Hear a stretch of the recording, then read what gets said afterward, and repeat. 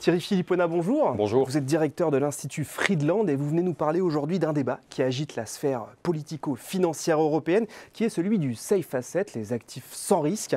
Alors, selon certaines voix, ce serait la solution aux maux de la zone euro, mais est-ce vraiment le cas? Alors, le débat il est important déjà parce qu'il est porté par des voix importantes.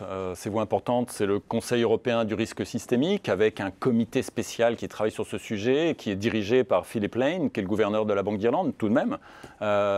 Également, cette solution est prônée par le papier récent, maintenant fort connu, de 14 économistes français et allemands, qui disent que ça serait une solution. Donc, quand on entend ces voix, on se dit il y a quelque chose à regarder. Et puis, il est important parce que cet actif dit sans risque résoudrait, je parle au conditionnel, deux problèmes essentiels de la zone euro. Premier problème, celui du lien économiquement néfaste entre les États souverains et les banques, par lesquels les banques financent les États et les États sauvent les banques quand elles n'ont plus d'argent.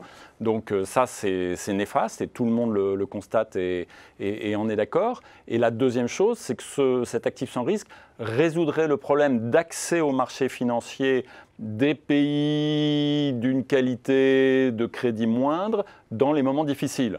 L'idée étant de dire qu'à partir du moment où l'actif sans risque est constitué comme un panier diversifié des obligations des différents pays de la zone euro, eh bien, il y aura un amortissement naturel des variations de marché sur le prix de cet actif qui est un panier pondéré d'obligations souveraines et que donc les pays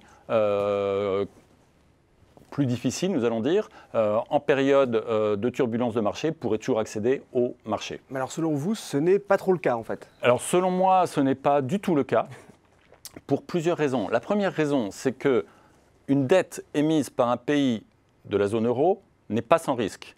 Aucune des dettes ne l'est. Si aucune des dettes des pays de la zone euro est sans risque, il n'y a aucune raison pour qu'un panier constitué de ces dettes le soit.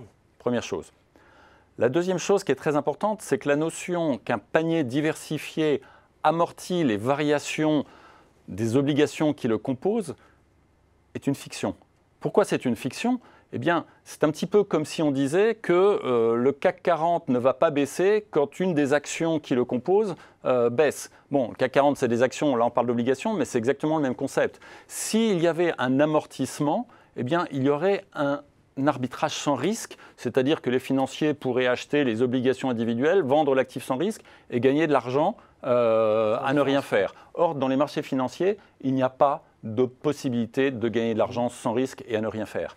La troisième chose, c'est que si les banques aujourd'hui achètent les obligations de leur état d'origine, ce n'est pas parce qu'elles ne savent pas elles-mêmes composer un panier diversifié d'obligations. C'est trivial pour un banquier, pour un investisseur, pour un trésorier de banque de constituer un panier. C'est de la diversification, j'achète un peu de ceci, un peu de cela et encore un peu d'autre chose. Très bien, ils savent le faire eux-mêmes. Donc ils n'ont pas besoin de cet actif créé artificiellement pour diversifier leurs achats. La raison pour laquelle ils achètent, ils se concentrent sur la dette de leur état d'origine, c'est qu'elles y ont un intérêt très rationnel, c'est tout à fait rationnel de leur part, puisque c'est un peu la meilleure garantie que les banques ont d'être sauvées par leur état d'origine en cas de problème. Et est-ce que les trésors des différents États européens pourront s'entendre sur une émission commune? Il y a une vraie question également pour la constitution effective de cet actif sans risque, parce que cela suppose que les différents trésors des pays de la zone euro se coordonnent en montant, en timing, en échéance de financement pour émettre en même temps, dans la bonne proportion, les obligations qui constitueront cet actif sans risque. C'est hautement irréaliste. Dans le monde réel, les besoins de financement d'un pays et d'un autre répondent à de nombreuses variables, mais ces variables ne sont pas concomitantes ni corrélées. En somme, on est encore dans les défauts de l'ingénierie financière? On est clairement dans une solution d'ingénierie financière. Or, il ne faut jamais oublier que l'ingénierie financière, toujours et partout, c'est de l'habillage, c'est du window dressing. L'ingénierie financière ne peut jamais cacher les réalités économiques fondamentales. Donc concentrons-nous sur les réalités économiques fondamentales plutôt que d'imaginer un tour de passe-passe qui permettrait de les cacher. Eh bien, merci beaucoup Thierry Philippona pour cet éclairage sur les safe assets. Merci à vous.